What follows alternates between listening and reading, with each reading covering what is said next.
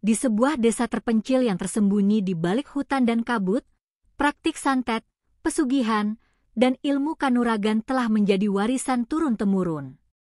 Ketika sebuah gereja kecil mulai berdiri dan doa-doa lirih mulai terdengar di malam hari, kegelisahan pun menyelimuti para dukun dan penguasa gaib desa.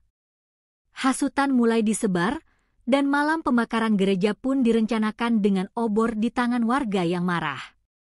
Namun, apa yang terjadi malam itu bukan kobaran api, melainkan sebuah peristiwa tak terduga yang mengubah segalanya. Dari niat jahat yang gagal, muncullah benih kasih yang tak bisa dipadamkan. Inilah kisah nyata penuh pesan moral dan pertobatan, tentang bagaimana terang kasih bisa menembus gelapnya kebencian dan mengubahkan seluruh desa. Di lereng gunung yang diselimuti kabut tebal hampir setiap pagi, tersembunyi sebuah desa kecil bernama Watu Sabrang. Terpisah dari jalan besar dan jarang dikunjungi orang luar, desa ini seakan berdiri di luar waktu. Rumah-rumah panggung dari kayu jati tua berjajar rapi, menghadap ke sawah dan hutan lebat. Meski tampak tenang dari luar, desa ini menyimpan sesuatu yang membuat merinding. Warga mempercayai kekuatan tak kasat mata sebagai bagian dari kehidupan sehari-hari. Santet bukan sekadar cerita dongeng di sini, tapi alat ampuh untuk menyelesaikan konflik. Setiap malam Jumat, asap dupa mengepul dari beberapa rumah, menandai ritual pesugihan atau pemanggilan roh leluhur yang dipercaya bisa memberi kekayaan dan kekuasaan. Para dukun di desa itu bukan orang biasa. Mereka disebut dengan gelar kehormatan seperti Ki atau Embah, dan setiap kata mereka nyaris dianggap mutlak. Beberapa dari mereka memiliki kekuatan kanuragan, ilmu kebal dan tenaga dalam yang katanya diwariskan dari leluhur Majapahit. Jika seseorang sakit, warga lebih memilih mendatangi dukun daripada puskesmas. Bahkan keputusan desa seringkali lebih banyak dipengaruhi bisikan para dukun dibanding kepala desa sendiri. Aura kegelapan meresap dalam budaya dan kehidupan masyarakat. Mereka tidak merasa takut, sebab bagi mereka, ini adalah cara hidup yang diwariskan turun-temurun. Rasa aman mereka bersumber dari kekuatan gelap yang mereka pahami dan kendalikan. Namun suatu hari, semua mulai berubah ketika seorang pria muda datang dengan pakaian sederhana dan senyum yang tulus. Namanya Pendeta Elias. Ia tidak membawa tongkat mukjizat atau kitab besar, hanya sebuah gitar tua, Alkitab kecil, dan tekad kuat untuk melayani. Ia menyewa sebuah rumah kosong di pinggiran desa dan mulai menyapa warga satu persatu. Awalnya ia diabaikan, dianggap hanya perantau biasa yang akan pergi dalam waktu dekat. Namun beberapa orang tua dan anak-anak mulai tertarik karena cara bicaranya yang lembut dan penuh damai. Ia tidak memaksa siapapun untuk percaya, hanya menawarkan telinga yang mau mendengar dan tangan yang mau membantu. Perlahan, Pendeta Elias mengadakan persekutuan kecil di rumahnya. Hanya 3 orang yang datang di minggu pertama, seorang janda tua, seorang petani muda, dan anak perempuannya yang lumpuh sejak kecil. Mereka duduk di lantai, menyanyikan lagu sederhana sambil Pendeta Elias memetik gitar. Ia menceritakan kisah Yesus tentang kasih dan pengampunan. Tidak ada nyala lilin ajaib atau gemuruh dari langit, hanya suasana tenang yang menyusup ke hati mereka. Setelah pulang dari persekutuan, sang janda berkata bahwa tidurnya malam itu lebih nyenyak dari biasanya. Sang petani bersaksi bahwa anaknya tersenyum untuk pertama kalinya dalam berbulan-bulan. Kabar itu menyebar pelan, dan minggu berikutnya, 2 tetangga ikut datang. Kedatangan pendeta ini mulai membuat para dukun resah. Mereka memperhatikan bagaimana doa-doa yang lembut itu tampaknya membawa efek nyata. Ritual yang biasanya berhasil kini tak lagi manjur. Seorang dukun mencoba mengirimkan mimpi buruk kepada janda yang rutin ikut berdoa, namun gagal. Anak buahnya berkata bahwa mimpi itu malah kembali ke si pengirim. Ada pula cerita tentang sesajen yang tak lagi disentuh binatang malam, seakan kekuatan yang biasa melahapnya menghilang. Para dukun berkumpul diam-diam, mulai membicarakan pengaruh doa-doa itu terhadap keseimbangan desa. Mereka merasa wilayah mereka sedang diganggu oleh kekuatan asing yang datang dalam bentuk kasih dan pengampunan. Salah satu dukun paling tua, Mbah Karyo, yang memiliki ilmu pelet dan pengasihan tingkat tinggi, mulai mengalami gangguan tidur. Dalam mimpinya, ia melihat api turun dari langit dan membakar altar ritualnya. Ia terbangun dengan keringat dingin dan dada sesak. Ia tidak pernah takut seumur hidupnya, bahkan saat menghadapi preman dari kota atau makhluk halus dari gunung. Tapi malam itu, ketakutan yang tak ia pahami merayapi hatinya. Ia menyuruh murid-muridnya memperkuat jimat dan sesajen di sekeliling rumahnya. Namun semuanya terasa percuma. Ia merasa bahwa ada kekuatan baru yang tak bisa dikendalikan dengan mantra atau tumbal. Pendeta Elias tidak tahu bahwa tindakannya telah mengusik sarang lebah. Ia hanya terus melakukan hal yang sama, mengunjungi orang sakit, menyanyikan lagu-lagu pujian, dan mengajak anak-anak membaca. Ia mengajarkan nilai-nilai seperti kejujuran, kasih, dan pengampunan tanpa menyebut bahwa itu adalah ajaran Kristen. Ia percaya bahwa kebenaran bisa menyentuh hati siapapun tanpa dipaksa. Namun dari kejauhan, para dukun mulai memperhatikan gerak-geriknya. Mereka merasa ini bukan sekadar pria baik hati, tapi ancaman terhadap seluruh sistem kekuasaan yang mereka bangun selama puluhan tahun. Sementara itu, suasana desa mulai berubah tanpa disadari banyak orang. Udara terasa lebih ringan, malam lebih sunyi tanpa lolongan aneh yang biasa terdengar dari hutan. Beberapa warga berkata bahwa mereka melihat cahaya dari rumah persekutuan pada malam-malam tertentu. Seorang ibu yang awalnya menentang pendeta Elias justru datang minta didoakan karena anaknya demam tinggi tak kunjung turun. Setelah didoakan, anak itu tertidur lelap dan sembuh keesokan paginya. Ibu itu mulai rutin datang ke persekutuan, membawa serta suaminya. Dari 3 orang, kini sudah hampir 20 orang berkumpul setiap minggu. Namun tidak semua senang. Beberapa warga yang masih setia pada dukun mulai menyebar gosip bahwa pendeta Elias adalah penyihir berkedok rohaniwan. Mereka menyebut bahwa ketenangan yang dibawa doa adalah tipu daya untuk melemahkan jiwa.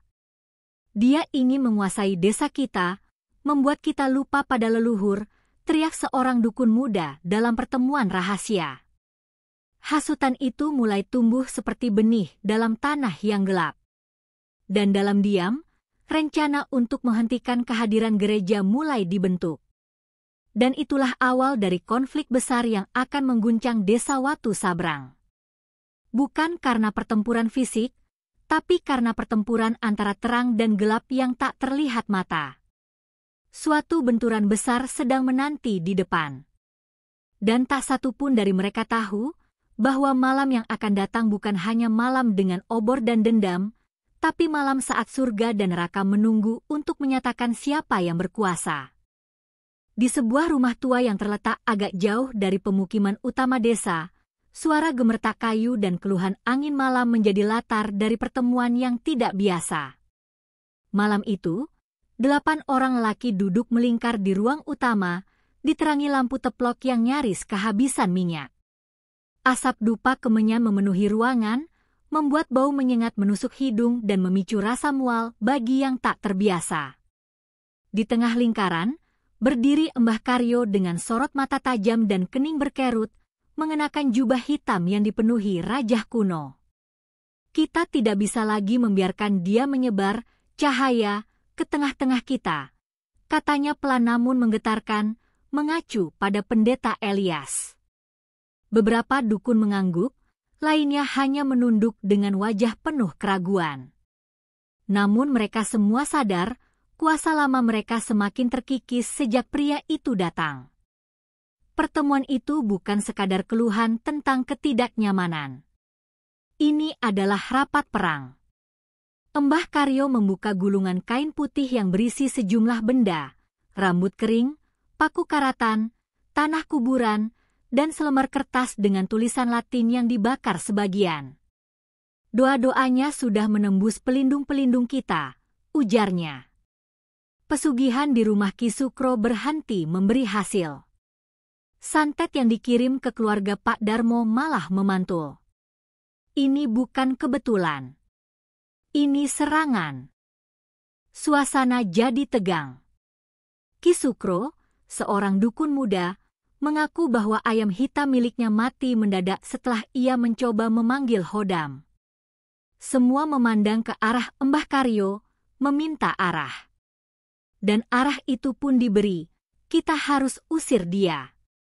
Kalau perlu, bakar rumah tempat mereka menyembah itu. Api akan membersihkan desa kita dari pengaruh asing. Namun membakar gereja bukan hal kecil, bahkan bagi orang-orang yang terbiasa mengendalikan roh dan energi gaib. Mereka tahu bahwa tindakan itu bisa memancing perhatian aparat atau orang luar. Karena itu, mereka memutuskan untuk memulai dengan cara halus, menyebar hasutan, menyulut ketakutan, memelintir kebenaran menjadi ancaman. Kita akan buat warga percaya bahwa kehadirannya membawa kutukan, kata Mbah Karyo. Seorang dukun wanita tertawa kecil dan berkata, katanya setelah dia datang, tanaman di ladang Pak Karmin gagal panen. Kita bisa manfaatkan itu. Maka gosip mulai disebar, dari warung ke sawah, dari sumur ke balai desa. Dalam waktu seminggu, cerita tentang doa-doa yang menyebabkan kematian ternak dan gagal panen mulai beredar luas, dipercayai dan ditambah-tambahi dengan bumbu ketakutan. Kepala desa, Pak Wirya, seorang pria tua yang lebih senang menghindari konflik, mulai merasa terdesak. Beberapa tokoh masyarakat datang padanya, membawa cerita-cerita ganjil. Anak saya sakit setelah dengar lagu pujian dari rumah pendeta, kata seorang ibu dengan nada panik. Kalau kita tidak bertindak, seluruh desa bisa celaka, teriak seorang tetua desa lain. Pak Wirya bingung. Ia pribadi tidak pernah merasa terganggu oleh pendeta Elias. Bahkan istrinya sempat berkata bahwa suasana di sekitar rumah persekutuan terasa lebih tenteram. Namun tekanan demi tekanan terus datang. Kepala desa pun akhirnya memanggil pendeta Elias secara pribadi dan memintanya menjaga kegiatan agar tidak terlalu kelihatan. Pendeta Elias hanya mengangguk tenang, tanpa membela diri. Sementara itu, beberapa jemaat mulai menerima teror. Rumah mereka dilempari batu di malam hari. Ada yang menemukan bangkai ayam di depan pintu, lengkap dengan tulisan-tulisan aneh di selembar daun lontar. Anak-anak mereka diejek di sekolah, disebut penyembah iblis oleh teman-teman yang belum mengerti. Namun yang paling menyakitkan adalah ketika tetangga dekat yang dulu ramah, kini memalingkan wajah. Pendeta Elias mencoba menenangkan jemaatnya. Ia mengajak mereka mendoakan para pelaku dan memohon agar Tuhan memberi kekuatan untuk tidak membalas.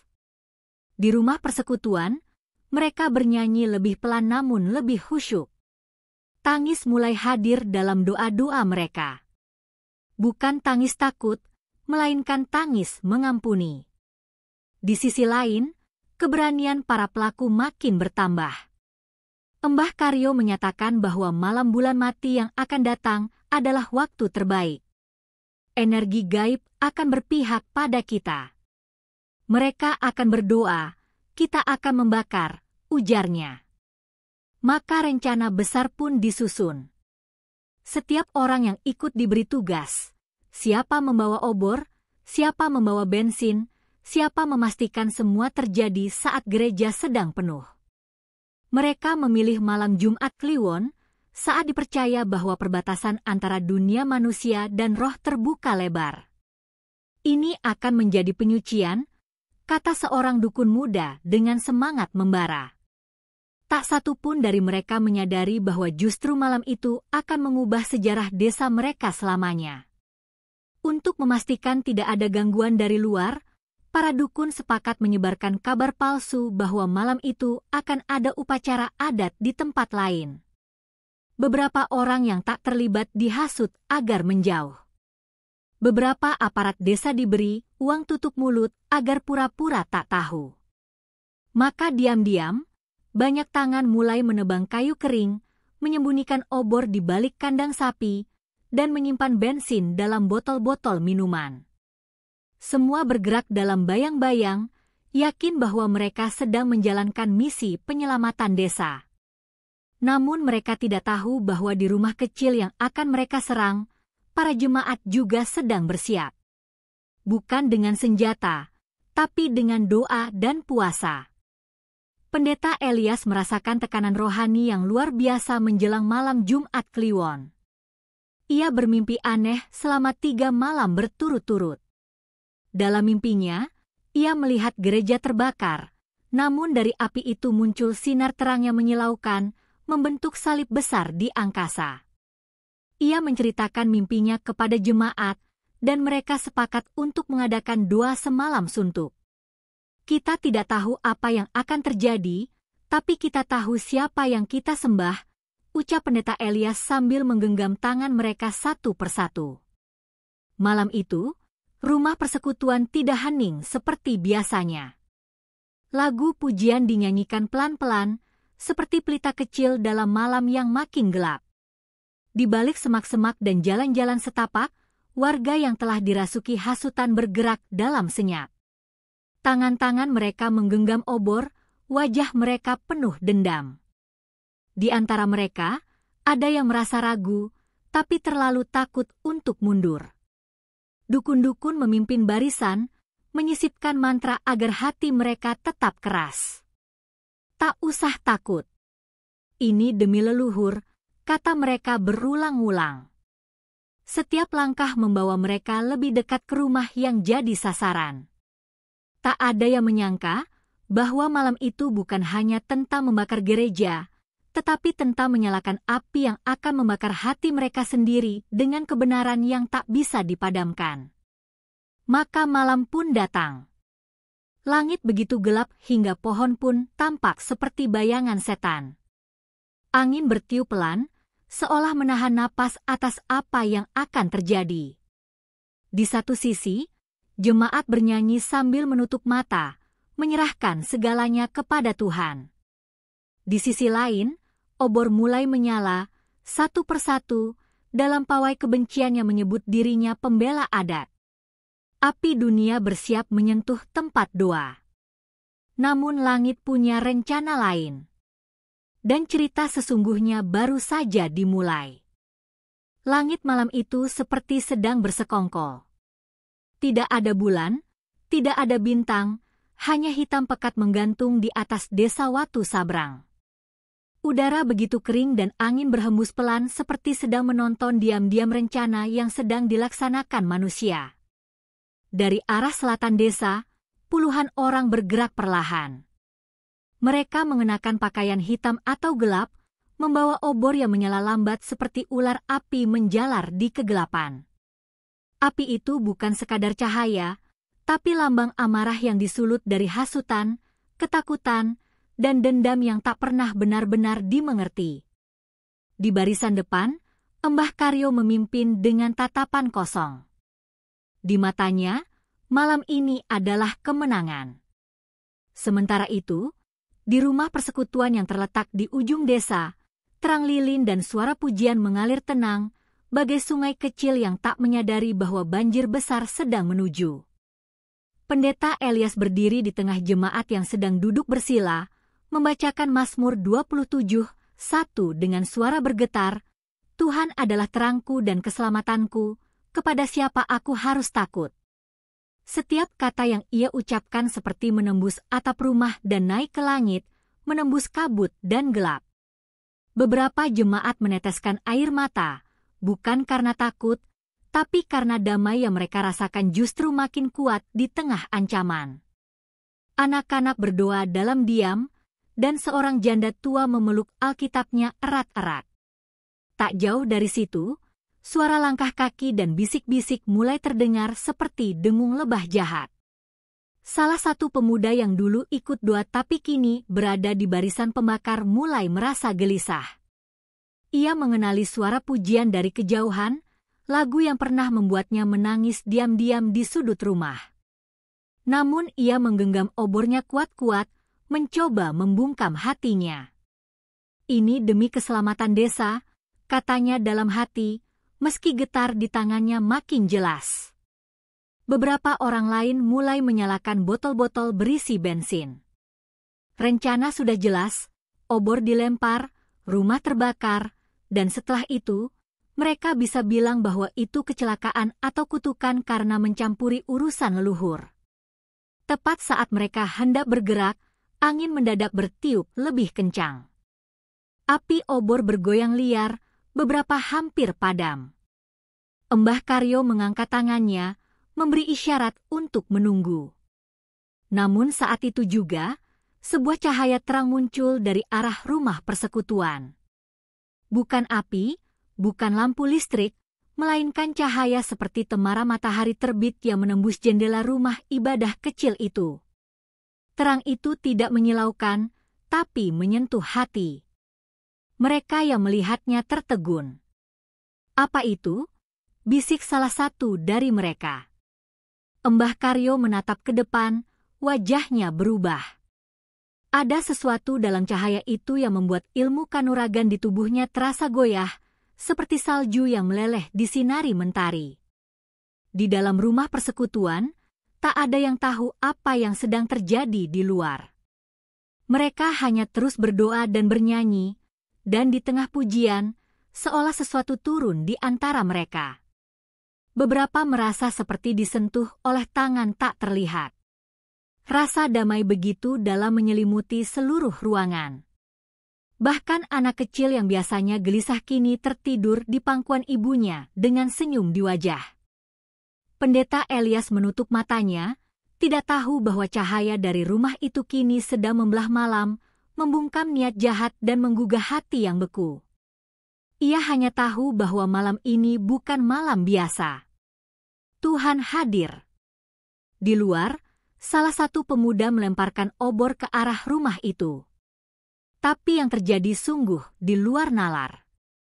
Obor itu berhenti di udara, lalu jatuh ke tanah dan padam seketika, seperti dibenamkan oleh tangan gaib. Semua mata membelalak. Seorang wanita berteriak pelan, jatuh terduduk. Seorang lainnya menjatuhkan botol bensin dan mulai menangis. "Aku tidak bisa. Aku tidak sanggup," ucapnya.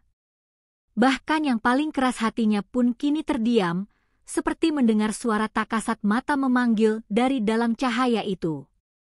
Mbah Karyo, yang merasa kekuatannya mulai menghilang, melangkah mundur perlahan. "Ini bukan manusia biasa," bisiknya lirih. Langit yang semula gelap tiba-tiba terbuka. Awan-awan bergerak cepat dan membentuk celah, dan untuk pertama kalinya malam itu, bintang-bintang tampak jelas. Seperti ada selubung yang disingkap dari atas desa. Bukan hujan, bukan badai, tetapi sejuk yang turun dari atas, membuat para pembawa obor menggigil bukan karena dingin, tapi karena rasa malu dan takut yang datang dari dalam hati. Seorang lelaki tua yang ikut barisan pembakar menjatuhkan obornya dan berlutut. "Ampuni kami, Tuhan, ampuni kami," gumamnya. Yang lain mengikut. Satu persatu, mereka membuang senjata dan menundukkan kepala. Pendeta Elias akhirnya keluar dari rumah setelah salah satu jemaat mendengar suara di luar. Ia tertegun melihat apa yang terjadi. Di depannya, orang-orang yang sebelumnya hendak membakar rumah ibadah kini berlutut, menangis, dan saling memeluk. Botol bensin berserakan, obor padam, dan malam menjadi saksi bahwa rencana jahat itu tidak berhasil. Ia tidak berkata apa-apa, hanya menatap mereka dengan mata basah. Seorang pemuda maju mendekat, gemetar, dan berkata, saya ikut mereka. Tapi saya salah. Ampuni saya, Pak. Elias tak menjawab dengan kata-kata, hanya membuka tangan dan memeluknya erat. Malam itu, desa Watu Sabrang tidak terbakar oleh api amarah, tetapi oleh api pertobatan. Di rumah-rumah, orang mulai bercerita bahwa yang datang untuk membakar justru pulang membawa terang. Para dukun tidak bisa lagi menyembunyikan kenyataan bahwa kekuatan mereka tak mampu menandingi cahaya kasih. Mbah Karyo menghilang malam itu juga. Konon ia kembali ke hutan, mencoba mencari arti dari apa yang ia lihat. Namun malam itu menjadi kisah yang diceritakan turun-temurun. Tentang malam saat rencana kebencian dihancurkan oleh kekuatan doa. Tentang malam saat obor tidak membakar. Dan sejak malam itu, tidak ada lagi lemparan batu. Tidak ada bangkai ayam di pintu. Rumah persekutuan mulai diterima sebagai bagian dari desa. Bahkan beberapa yang dulu menentang, kini diam-diam duduk di belakang ruangan saat ibadah berlangsung. Mereka tidak semua menjadi Kristen, tapi mereka semua tahu, terang sejati tidak bisa dipadamkan oleh gelap. Dan dari malam itu, sejarah desa berubah selamanya. Pagi setelah malam yang penuh mukjizat itu, desa Watu Sabrang seperti terbangun dari mimpi panjang. Matahari muncul malu-malu dari balik bukit, menyinari tanah yang masih lembab oleh embun dan sisa ketegangan semalam. Burung-burung berkicau seperti biasa, tapi ada keheningan yang tidak biasa mengisi udara. Di jalanan desa, orang-orang berjalan pelan, menatap satu sama lain dengan ragu. Beberapa tak sanggup bertukar pandang, terutama mereka yang semalam membawa obor. Tak sedikit pula yang membuka pintu lebih awal dari biasanya, ingin tahu apakah rumah persekutuan itu benar-benar masih berdiri. Dan saat mereka melihat bahwa tidak ada bekas kebakaran, bahwa rumah itu tetap tenang dalam damai, mereka tahu sesuatu yang besar telah terjadi.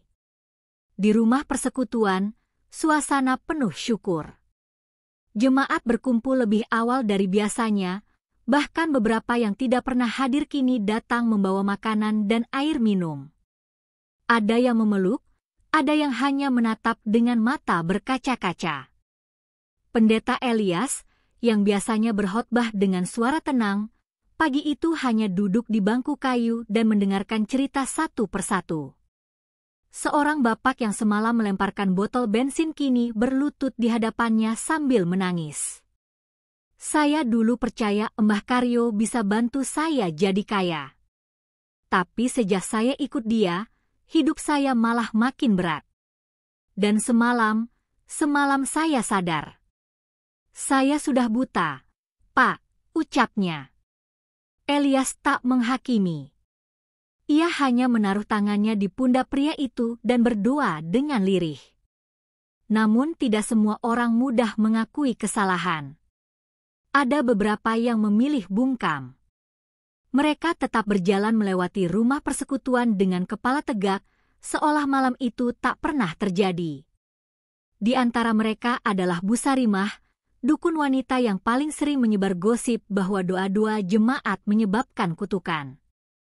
Wajahnya tetap angkuh, tapi matanya tidak bisa menyembunyikan kegelisahan. Di balik dinding rumahnya, ia membakar dupa lebih banyak dari biasanya, berharap penjaga gaib rumahnya kembali memberinya kekuatan. Namun setiap malam ia justru mimpi buruk, mimpi tentang obor yang padam, tentang cahaya yang menyilaukan, dan tentang suara yang memanggil namanya dengan lembut namun tegas. Sementara itu, kabar tentang kejadian semalam mulai menyebar ke desa-desa sekitar. Seorang pemuda yang sempat ikut dalam barisan pemakar bercerita kepada pamannya di desa sebelah. Kami melempar obor, tapi angin datang dari arah yang salah. Api padam semua. Lalu rumah itu bersinar, seperti ada yang jaga. Cerita itu menyebar dari mulut ke mulut. Sebagian menganggap itu mitos baru, sebagian lain penasaran. Ada yang datang langsung ke desa Watu Sabrang hanya untuk melihat gereja yang tak terbakar. Para pengamat spiritual pun mulai berdebat, ada yang bilang itu karena kekuatan gaib baru, ada pula yang bilang itu pertanda zaman sedang berubah. Pendeta Elias menolak semua sensasi itu. Ia bahkan meminta agar jemaat tidak membesar-besarkan peristiwa itu. Jangan kita jadikan ini alat kebanggaan. Jangan kita seolah-olah menang, katanya. Kalau kita bersinar, biarlah karena kasih, bukan karena keajaiban.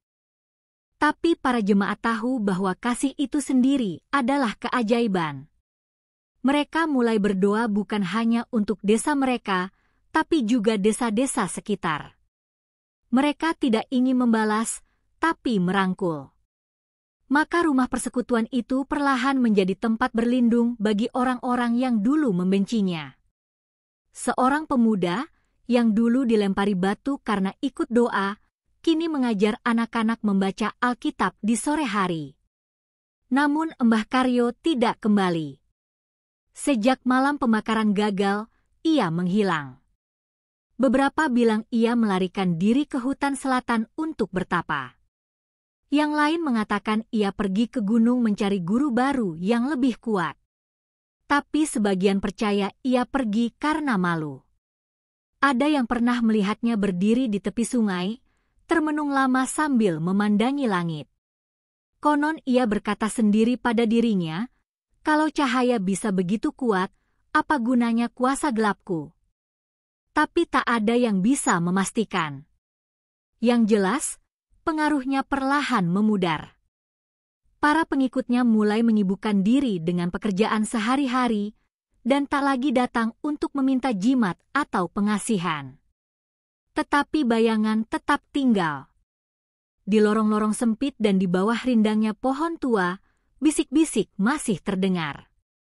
Ada yang masih takut dengan gereja. Ada yang mengira peristiwa malam itu hanya sulap. Ada yang yakin akan datang balasan dari alam halus. Ketakutan masih mengintai, walau tak lagi lantang. Dan di tengah ketakutan itu, Pendeta Elias tetap melayani. Ia mengunjungi rumah demi rumah, menawarkan doa, bukan debat. Ia membawa damai, bukan hujah. Bahkan ke rumah Bu Sarimah ia datang, hanya untuk memberikan kue dan berkata, kami doakan ibu sehat selalu. Bu Sarimah tak membalas. Tapi malam itu, ia menangis dalam gelap. Hari-hari pun berganti. Desa yang dulu keras perlahan menjadi lebih lunak. Anak-anak yang dulu dilarang dekat rumah persekutuan kini bermain di halamannya. Beberapa remaja mulai bertanya tentang iman, bukan karena diajak, tapi karena ingin tahu. Dan rumah persekutuan mulai disebut rumah terang oleh anak-anak desa. Tak ada papan nama, tak ada menara lonceng, hanya rumah biasa dengan cahaya luar biasa. Dan dalam diam, para tetua desa mulai mengakui bahwa mungkin desa ini memang sedang berubah. Bukan karena tekanan, bukan karena sihir, tapi karena ada sesuatu yang tidak bisa dipadamkan oleh bayangan, kasih yang hidup.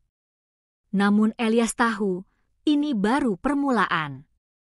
Setiap terang yang bersinar akan diuji, katanya pada jemaat suatu hari. Bayangan akan selalu mencoba kembali. Tapi selama kita tidak menaruh nyala kita di bawah gantang, terang itu akan tetap hidup. Dan mereka percaya. Karena malam saat obor tidak membakar, adalah malam saat hati mulai menyala. Mereka tahu, pertobatan adalah perjalanan panjang. Tapi mereka telah memulainya. Dan desa Watu Sabrang, yang dulu dikenal karena santet dan pesugihan, perlahan berubah jadi desa yang disebut orang sebagai desa yang pernah disentuh cahaya. Meski damai mulai bersemi di Watu Sabrang, bukan berarti semua luka langsung sembuh. Seperti tanah yang baru saja dilalui badai, desa itu menyimpan bekas-bekas luka yang tidak terlihat. Beberapa warga merasa malu karena terlibat dalam rencana pembakaran, namun terlalu gengsi untuk mengakuinya. Mereka tetap hadir di pasar, bercakap seolah segalanya biasa saja, tetapi di balik senyum dan sapa, ada rasa bersalah yang membeku. Anak-anak kecil masih sering dibisikkan agar tidak terlalu dekat dengan rumah persekutuan, karena tempat terang itu, bagi beberapa orang dewasa, masih menyimpan ancaman bagi tradisi lama yang mereka anggap sakral. Seorang perempuan muda bernama Mirna, yang semalam ikut mempersiapkan bensin untuk membakar gereja, kini tidak bisa tidur nyenyak. Ia mendengar suara pujian dari rumah ibadah itu terus terngiang di telinganya. Ia mencoba menutup telinga dengan bantal, tapi suara itu justru terasa semakin nyata. Dalam mimpinya, ia melihat dirinya berdiri di tengah api yang tidak membakar tubuh, tapi membakar rasa takut dan penyesalan. Setiap pagi ia bangun dengan mata sembab. Orang tuanya, yang juga bagian dari para pembakar, tak mengerti perubahan anak mereka. Jangan terlalu dibawa hati. Itu cuma gereja kecil, kata ibunya. Tapi bagi Mirna, semua sudah berubah. Di sisi lain, ada warga yang sejak malam itu merasa kehilangan arah. Seperti Pak Darto, mantan pengikut setia Mbah Karyo. Ia dulu merasa memiliki pegangan hidup, jimat dan mantra yang ia pelajari dari sang dukun membuatnya merasa aman. Tapi kini, setelah melihat kegagalan malam pembakaran dan kepergian Mbah Karyo, ia merasa hampa. Ia tidak berani ke rumah persekutuan karena merasa terlalu berdosa, tapi ia juga tidak bisa kembali ke jalan lama. Di suatu sore, ia duduk lama di pinggir sawah, memandangi langit yang mulai jingga, lalu berbisik sendiri, "Kalau memang ada jalan baru, biarlah Tuhan tunjukkan jalannya padaku." Pendeta Elias sadar betul bahwa kemenangan iman tidak selalu berarti semua orang langsung sembuh. Ia mulai berjalan lebih jauh dari biasanya, bukan hanya mengunjungi yang datang ke gereja, tapi juga mereka yang menjauh. Ia membawa sayur dari jemaat, beras dari donatur, dan senyum yang tak dibuat-buat. Suatu hari, ia mengetuk rumah Pak Darto dan berkata, "Bolehkah saya duduk sebentar?" Pak Darto, yang biasanya tertutup, kali ini tidak bisa menolak. Mereka tidak bicara banyak. Hanya duduk di bangku kayu, meminum teh tanpa gula, memandangi ayam-ayam yang berkeliaran. Tapi di keheningan itu, sesuatu terjadi. Luka lama mulai mencair, bukan dengan kata-kata, tapi dengan kehadiran. Sementara itu, beberapa pemuda desa mulai memutuskan untuk berhenti mencari pesugihan. Mereka membakar jimat-jimat dan benda pusaka yang dulu mereka anggap keramat. Salah satu di antaranya, Arjo, malah datang ke rumah persekutuan dan berkata, "Saya tidak tahu apakah saya layak. Tapi saya mau hidup tenang." Jemaat menyambutnya tanpa banyak tanya. Mereka tahu bahwa pertobatan sejati tidak perlu diumumkan, cukup dijalani. Arjo kemudian bekerja di kebun milik seorang anggota gereja. Dari situ, ia belajar arti kerja keras yang sebenarnya. Dan untuk pertama kalinya dalam hidupnya, ia bisa tidur nyenyak tanpa perlu mantra pelindung. Tapi bayangan lama kadang datang diam-diam. Ada desas-desus bahwa kelompok santet di bukit sebelah mulai resah karena pengaruh gereja sudah terlalu jauh. Beberapa dari mereka masih percaya bahwa kekuatan leluhur tidak boleh dikalahkan oleh ajaran baru.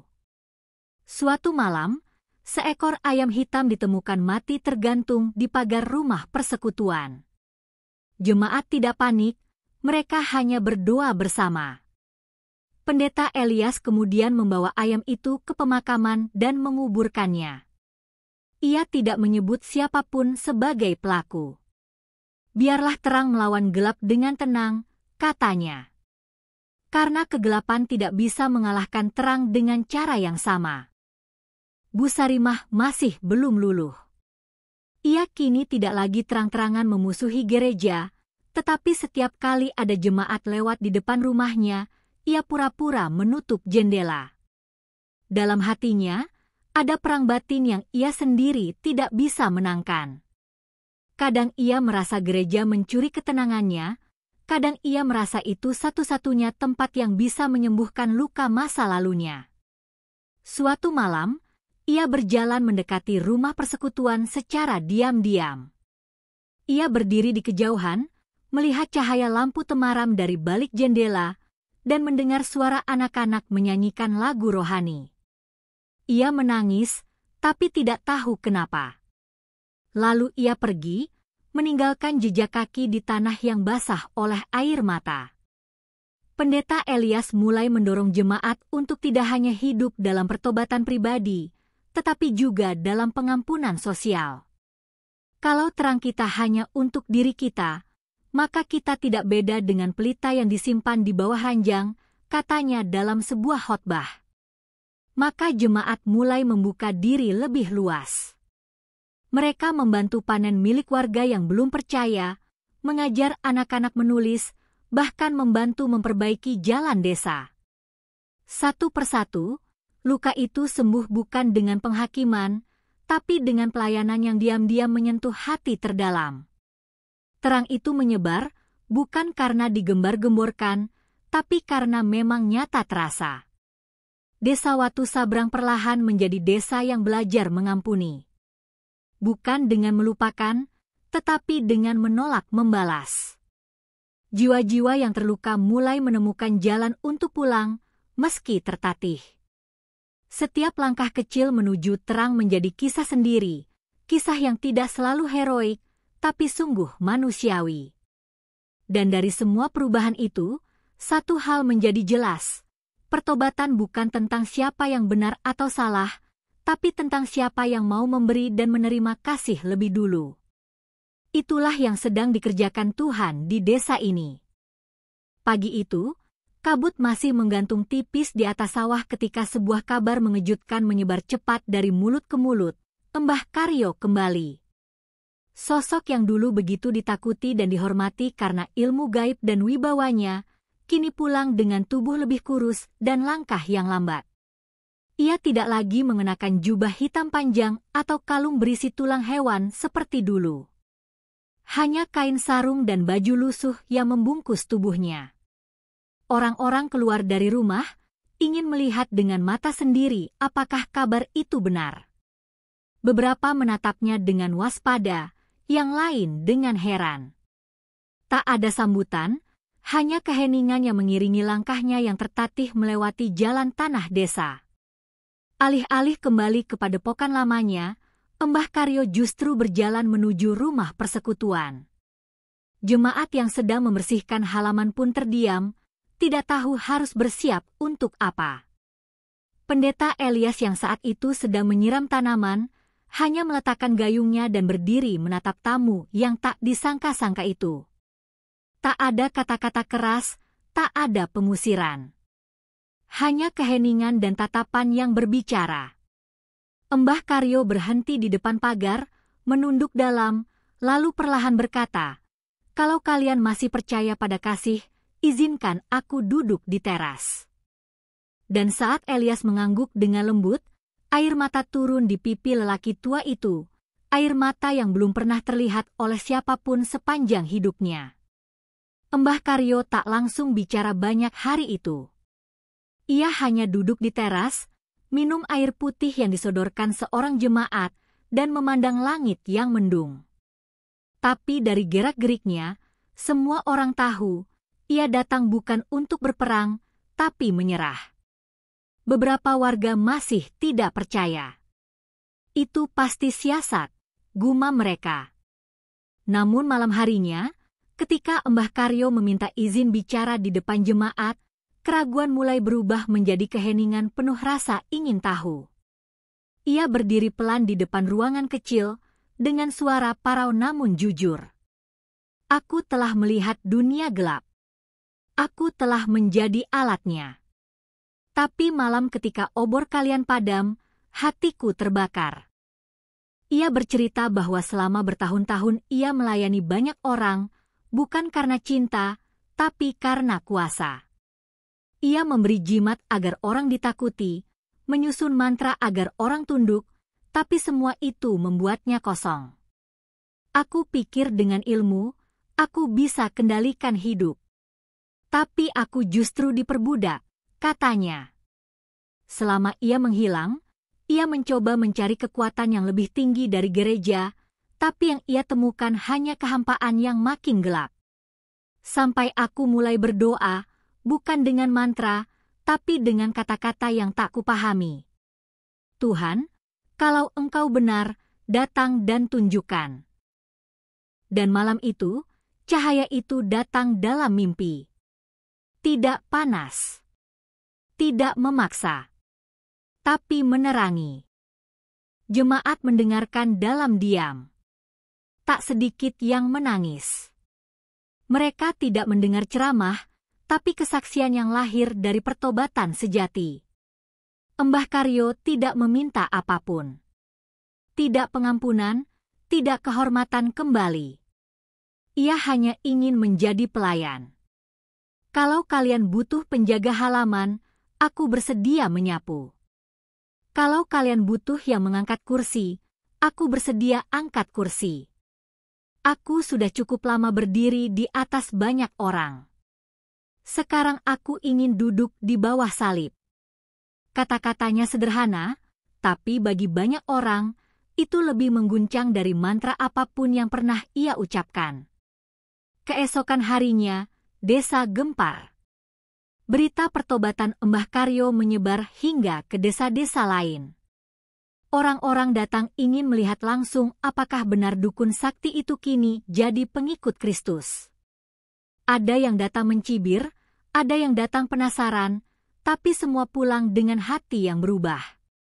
Sebab melihat seseorang yang dulu keras dan kejam kini menyapu halaman gereja dengan tenang, sambil sesekali bersenandung lagu pujian, adalah mukjizat yang tak bisa diperdebatkan.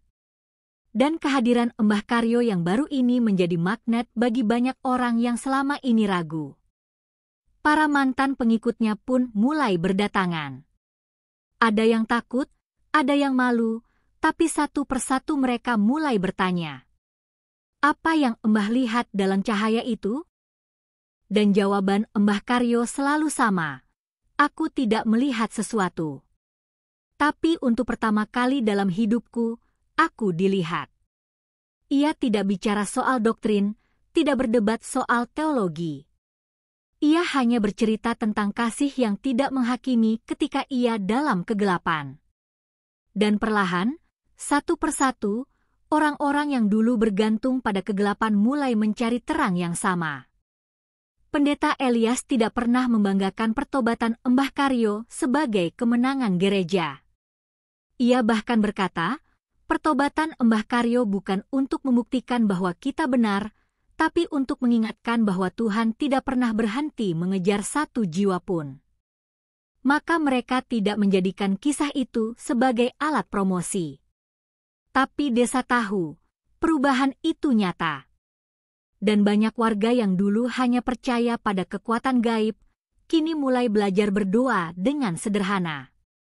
Tuhan, kalau Engkau benar, tunjukkan. Dan Tuhan menunjukkan, bukan dengan suara dari langit, tapi lewat hidup yang diubah. Desa Watu Sabrang kini benar-benar berbeda. Rumah-rumah yang dulu penuh dupa dan sesajen kini diisi dengan suara anak-anak yang belajar membaca. Tempat yang dulu menjadi pusat perdukunan kini menjadi tempat pelatihan kerja dan doa bersama. Orang-orang tidak dipaksa percaya, tapi diundang lewat kasih. Dan dari semuanya, kisah pertobatan Mbah Karyo menjadi kesaksian terbesar yang membakar hati lebih dalam dari api obor manapun. Karena terang sejati tidak menyilaukan, tapi membangkitkan. Setahun telah berlalu sejak malam ketika obor-obor itu padam di tengah jalan menuju rumah persekutuan. Waktu yang tidak panjang, tapi cukup untuk mengubah wajah Watu Sabrang secara menyeluruh. Jalan-jalan desa yang dulu lengang dan terasa mencekam saat malam, kini terang oleh lampu-lampu sederhana yang dipasang bersama. Tidak hanya terang secara harfiah, tapi juga dalam suasana. Anak-anak tak lagi dilarang bermain dekat rumah persekutuan.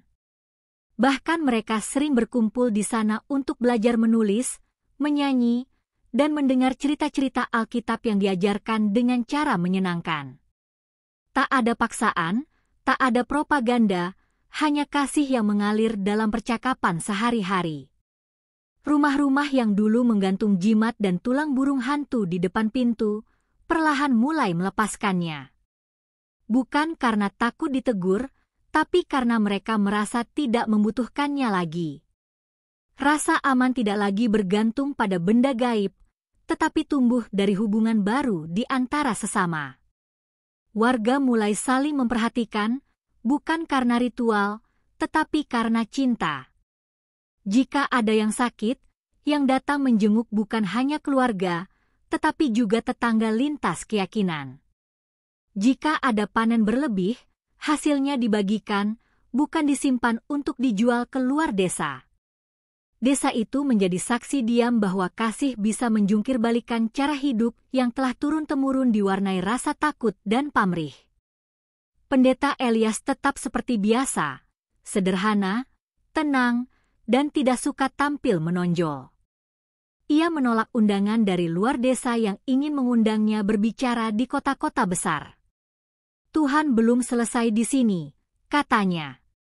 Ia lebih memilih menyapu halaman rumah persekutuan sendiri, duduk mendengar keluhan ibu-ibu soal anaknya yang bandel, atau membantu membenahi atap rumah warga yang bocor. Dalam kesederhanaannya, ia menjadi tiang desa, bukan sebagai pemimpin tertinggi, tapi sebagai sahabat yang bisa dipercaya. Ia menolak disebut pahlawan, karena menurutnya, pahlawan sejati adalah mereka yang berubah dan mau mengampuni. Mbah Karyo kini tinggal di gubuk kecil dekat kebun milik jemaat. Setiap pagi, ia menyiram sayuran, memberi makan ayam, dan memulai hari dengan lagu rohani pelan-pelan yang ia nyanyikan sambil senyum. Tak sedikit yang datang menemuinya untuk meminta nasihat, bukan lagi sebagai dukun, tapi sebagai orang tua yang bijaksana. Ia selalu berkata, "Aku bukan siapa-siapa. Aku cuma orang yang pernah buta dan sekarang bisa melihat." Warga tak lagi takut padanya, justru menghormatinya karena kerendahannya. Dalam diamnya, ia menginspirasi lebih banyak orang daripada saat ia berteriak dengan mantra dan ancaman dahulu. Bu Sarimah, yang dulu sangat vokal menolak kehadiran gereja, kini menjadi salah satu yang paling rajin mengantar makanan ke persekutuan. Ia belum pernah menyatakan dirinya pindah agama, tapi itu bukan persoalan besar. Sebab, ia kini hidup dalam kasih yang sama. "Kalau Tuhan kasih aku damai, biar aku bagikan juga," katanya suatu hari. Tak ada lagi pembicaraan soal siapa yang benar atau siapa yang salah. Desa Watu Sabrang telah belajar bahwa pertobatan tidak selalu harus diumumkan, cukup dijalani dan diperlihatkan lewat hidup sehari-hari. Setiap minggu, rumah persekutuan penuh. Bukan hanya oleh mereka yang sudah percaya, tapi juga oleh yang ingin mendengar. Tak jarang warga dari desa lain datang karena mendengar kabar perubahan yang terjadi di sini. Mereka tidak menemukan gereja besar dengan bangunan megah, tapi mereka pulang dengan hati yang hangat. Mereka menyaksikan komunitas yang dulu nyaris membakar satu tempat ibadah, kini justru menjadikannya pusat kedamaian. Semua orang belajar satu hal penting, bahwa terang sejati adalah ketika musuh menjadi saudara. Pemerintah desa bahkan mulai menata ulang cara mereka menyusun kebijakan. Dukun-dukun yang dulu mendominasi kini tidak lagi punya pengaruh besar, bukan karena dipaksa pergi, tapi karena tidak ada yang meminta jasa mereka lagi. Sebagai gantinya, program-program gotong royong mulai diperbanyak. Sekolah informal didirikan, petani dibantu memasarkan hasilnya dengan adil, dan pemuda diajak untuk belajar keterampilan baru. Masa depan tidak lagi dibangun dengan jampi-jampi, tapi dengan ilmu dan iman. Warga merasa lebih berharga bukan karena kekuatan gaib, tapi karena mereka mulai percaya bahwa mereka diciptakan untuk tujuan mulia. Dalam perayaan 1 tahun berdirinya Rumah Persekutuan, mereka tidak mengadakan pesta besar. Hanya acara syukur kecil, doa bersama, dan pembacaan kesaksian. Tapi justru dalam kesederhanaan itulah kuasa Tuhan terasa begitu nyata. Air mata tumpah, bukan karena sedih, tapi karena sadar betapa besar kasih yang telah mengubah hidup mereka. Anak-anak menyanyikan lagu, kasihnya tak berkesudahan, dan semua orang berdiri, mengenang malam yang hampir menjadi tragedi, tapi justru menjadi awal dari terang yang tidak bisa dipadamkan. Watu Sabrang menjadi simbol dari desa yang pernah berjalan dalam kegelapan, tapi tidak tinggal di sana selamanya. Mereka adalah bukti hidup bahwa kebencian bisa dipatahkan, bahwa doa bisa lebih kuat dari obor, dan bahwa satu langkah kasih bisa menyalakan api yang menyala di hati banyak orang. Dan jika ada orang luar bertanya, apa yang terjadi di desa ini, maka mereka akan menjawab dengan senyum, kami pernah ingin membakar gereja. Tapi ternyata, yang terbakar adalah hati kami sendiri, dibakar oleh kasih yang tak pernah menyerah.